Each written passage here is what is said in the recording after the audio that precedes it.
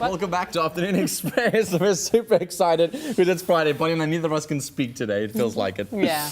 So today we're featuring young South African artists who are making it big, and joining us now is actress Tankiso Mambolo, who is firmly stamping her name on the local theatre scene. Indeed. She co-wrote the acclaimed Flutter Cup award-winning production The Fall, which was based on the experiences by students during the Fees Must Fall movement. And currently she'll also be seen on stage with Mark Lottering in his new show called Aunty Merle. Welcome, Tankiso. Hi, thank you for having me. Yeah, it's an awesome pleasure to have you with us. So your journey began with you receiving the much-coveted Arts and Culture Trust Performing Arts Scholarship. Yes. How did that come about, and how did you feel the day you found out? Well, I had very supportive teachers in high school who knew I could do stuff, but they were sort of worried about where my head was at because I was just enjoying high school. So they told me about the scholarship. I auditioned, and I made it into the top 6, which was a shock for me. Sure. And after And what that, did you have to do to you had to be qualify? a triple threat, so you had to sing, act, and dance. I could sing and act. I wasn't sure about the dancing part. It's everyone's flaw. Yeah. Yeah, and was it like Machaiwane dancing, or was it like contemporary dance? It was like I was with ballerinas. I was Wow. shook. But I decided to use my personality. So I did like a fun, cool dance. I can do the splits. That always wins. So I did the Yes. splits. And the day I found out, I was shocked. It was unbelievable for me. That made me believe that I could actually do many other things. Well, Yeah. now you've got even more reason to believe that you can do so many more things. Yeah. So let's fast forward then to the whole Fees Must Fall movement, and quite an intense time in our country. Obviously, quite a focus time for you. Obviously, now having to start studying. The Fees Must Fall campaign came about, and then The Fall came through. Tell us about that. Well, all the members of the Fall, the play, are all close friends of mine, and we were all involved in the movement. But as soon as we graduated, we realized that, we have careers, and we could use our careers to sort of speak to the issues. And we decided that our form of protest would be through theatre. And that's how the play came along. The Baxter was gracious enough to welcome us into their theatre, and we wrote it over a month, and since then it's been an amazing journey. It did really well, and I remember scrambling for tickets to try and come watch it, and nobody would give me tickets. They were sold out. What was the people's response to the play? Oh, it was many different responses. Some people were really, traumatized by having to relive some of the things they went through the movement. Some people's eyes were opened. Some people didn't really understand the whole thing from the students' perspective. And for some people, it was a cathartic experience. They felt they were able to see themselves represented.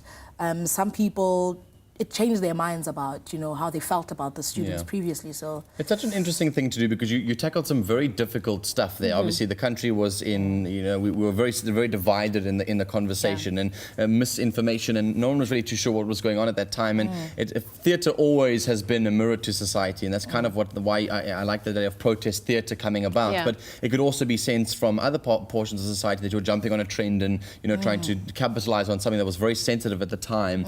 So how did you go about trying to conceptualize a way to stand the middle ground or stand in line without having to offend anybody? Well, we decided that firstly we weren't going to be propaganda for the movement, and at the same time we weren't doing this for other people. There were no people whose interests were upheld. What we wanted to do was show people the side that the media didn't show them. So we told it as truthfully as possible. We interviewed some people. We held each other accountable as well in the rehearsal process and the writing process, and that To not get too emotionally attached to don't get your too views. emotionally attached. I was really drilling in the feminism. I was like, and my classmates were like, well, let's be truthful. You can't, this is not a propaganda piece. And I think the telling the truth is what helped it become so successful, because it's sincere, and you can tell from what is said in the play that it's not some hidden agenda. It's just us laying it out there and going, this is what we felt. This is how majority of black students in South Africa feel, and take it. See it as it is. Yeah. You translate it. Yeah. Cool. And you've come to be known as somebody who doesn't shy away from telling the truth in difficult truths and using your talent to deal with hard issues. You also directed a play called Men Cry Too. Oh my gosh. What inspired that? It's short form, wasn't it? So, I've hidden this film. Film. It's high school. So I won a script writing competition in high school. Yeah.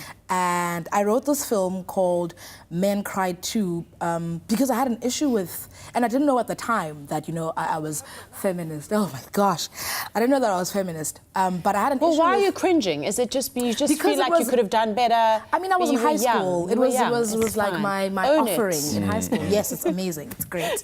And I had an issue with some of the way the boys acted at school, and I couldn't quite pinpoint it, but this need to always be strong and to, you know, and at the time I didn't know it was patriarchy or hypermasculinity. I just knew that I wish my male friends were as expressive with their pain as my female friends were.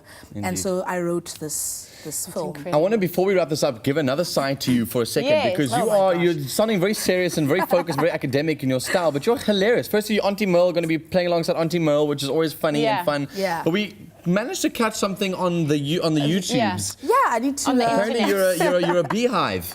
Let's take a look. I am. Take a look at this. Spinning while my hands up.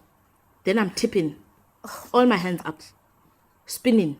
I'm spinning while my hands up. I'm spinning while my hands up. Drank. Hold that cup like alcohol.